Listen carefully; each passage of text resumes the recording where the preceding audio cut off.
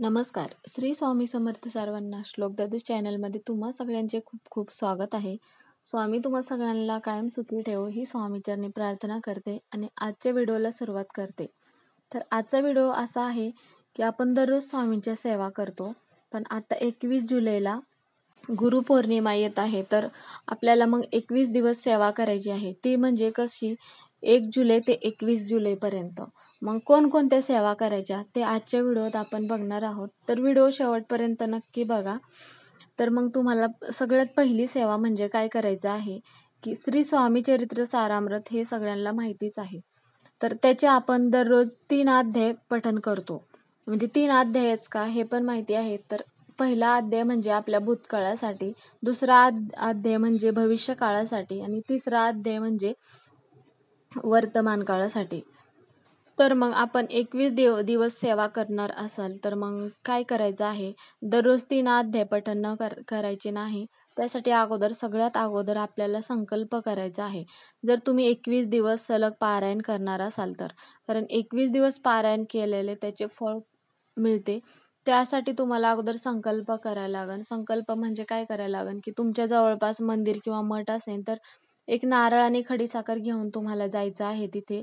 आणि तुमच्या मनात जी काही इच्छा असेल तर ती जाऊन स्वामींपुढं बोलायचं आहे आणि नारळ आणि खडीसाखर स्वामींना अर्पण करायचं आहे की मी 1 जुलै ते 21 जुलैपर्यंत म्हणजे 21 दिवसाचं पारायण करत आहे. ही सेवा करणार आहे किंवा तुमची इच्छा असेल ती इच्छा बोलायची आहे. तर माझी ही इच्छा पूर्ण करा. माझं पारायण पार पडू द्या. असं तुम्ही स्वामींना बोलायचं आहे आणि मुजरा करून मग घरी यायचं आहे. मग घरी आल्यानंतर 1 जुलैपासून पहिल्या दिवशी तुम्हाला पहिला अध्याय पठण करायचा आहे. जर तुम्हाला मग 21 पारायण करायचं असेल तर तुम्ही सलग 21 दिवस 21 पठण पण करू शकता. म्हणजे कसं 1 ते 21 अध्याय पूर्ण वाचन करायचे पहिल्या दिवशी आणि दुसऱ्या दिवशी पण तसंच. मग तसं तुमचे 21 पारायण पूर्ण होतील. पण काय होतं, बऱ्याच जणांना ह्या गोष्टी शक्य होत नाहीत, कारण बऱ्याच महिला ऑफिसला वगैरे जातात. पुरुष पण ऑफिसला वगैरे जातात. त्यामुळे त्यांना दररोजचा ह्या सेवा करणं शक्य होत नाही. मग दररोज 1 अध्याय पठण करून पण पारायण करू शकतात. तर पारायण करताना पूजा वगैरे मांडायची आहे का? तर पूजा वगैरे मांडायची हरकत नाही. त्यासाठी मग तुमच्याकडे स्वामींचा फोटो किंवा मूर्ती असेल, तुमची देवपूजा झाल्यानंतर दिवा अगरबत्ती लावून झाल्यानंतर फक्त दररोज 1 अध्याय, म्हणजे आज पहिला पठण केला तर उद्या दुसरा, असं करता करता तुमचे 21 अध्याय पूर्ण होतील. तर मग ही सेवा झाली. त्याच्यानंतरची सेवा म्हणजे काय करायचं आहे, तुम्हाला तारक मंत्र म्हणायचा आहे. तारक मंत्र तर सगळ्यांना माहितीच आहे. म्हणजे जे आपल्यावर तारक म्हणजे जे स्वामी आपल्यावर तारणार आहेत, म्हणजे ज्या आपल्यावर संकट असतील, अडचणी असतील ते स्वामी आपले दूर करतात. त्यामुळे तारक मंत्राने खूप फरक पडतो. त्यामुळे तारक मंत्र 21 दिवस तुम्हाला म्हणायचंच आहे. शक्यतो तारक मंत्र तुम्ही सकाळी म्हणा किंवा संध्याकाळी म्हणा, तुम्हाला जसं शक्य होत असेल तसं.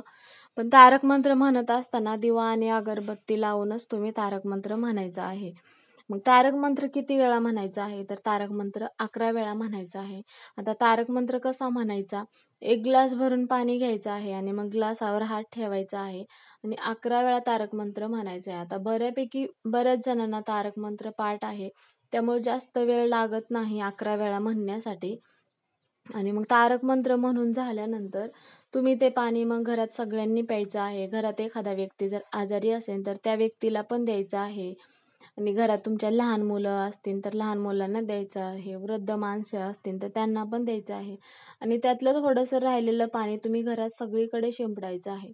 म्हणजे त्या पाण्याने काय होतं, घरात जर एखादी तुमच्या नकारात्मक ऊर्जा असेल तर ती बाहेर निघून जाते आणि घरात वातावरण नेहमी चांगले राहते, प्रसन्न राहते.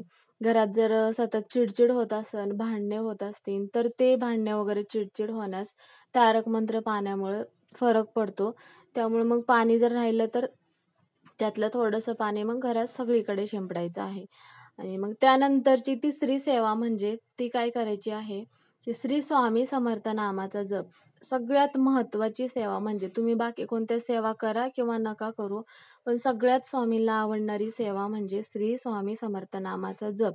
कारण ही सेवा स्वामींच्या एकदम चरणापाशी घेऊन जाते आणि स्वामींना आवडते.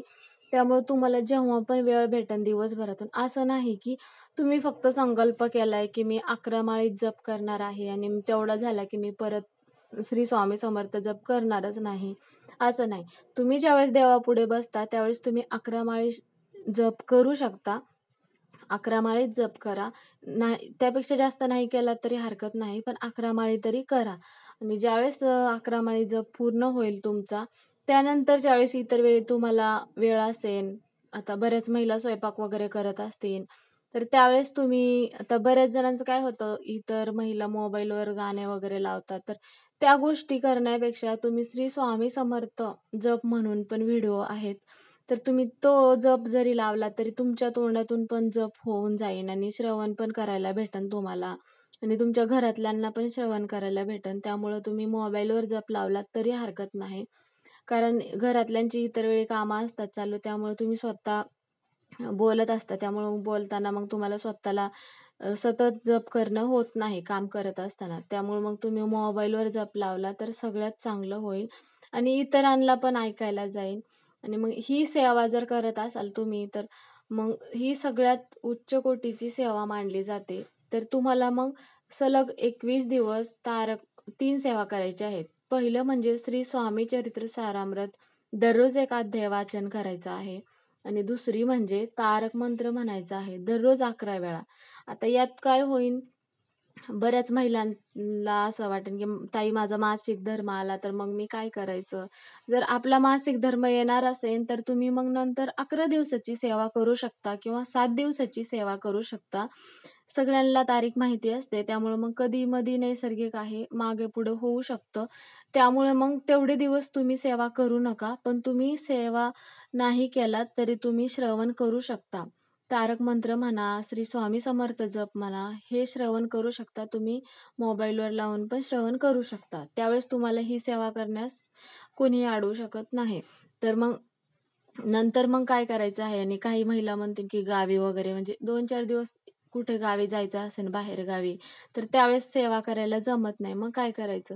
मग त्यावेळेस जर तुम्हाला शक्य झालं नाही, तर 21 जुलैच्या नंतर तुम्ही 4 दिवस गेलात, 3 दिवस गेलात, जेवढे दिवस गेलात तेवढे दिवस सेवा तुम्ही नंतर करा मग, गुरुपौर्णिमा झाल्यानंतर. पण तुमची सेवा चालूच ठेवा. जेवढे दिवस तुमच्या सेवेला खंड पडला आहे तेवढे दिवस. पण ह्या सेवा सगळ्या जर केल्या तर तुमच्या ज्या पण काही इच्छा असतील त्या इच्छा पूर्ण होतील आणि जे पण काही घरात संकट असतील, अडचणी असतील त्या पण दूर होऊन घरात नेहमी चांगले वातावरण राहते. कारण 21 दिवस पारायण करणे हे सगळ्यांना शक्य होत नाही. त्यामुळे ज्यांना शक्य होत असेल त्यांनी ही सेवा नक्की करा आणि याचा अनुभव तुम्हाला नक्की येईल.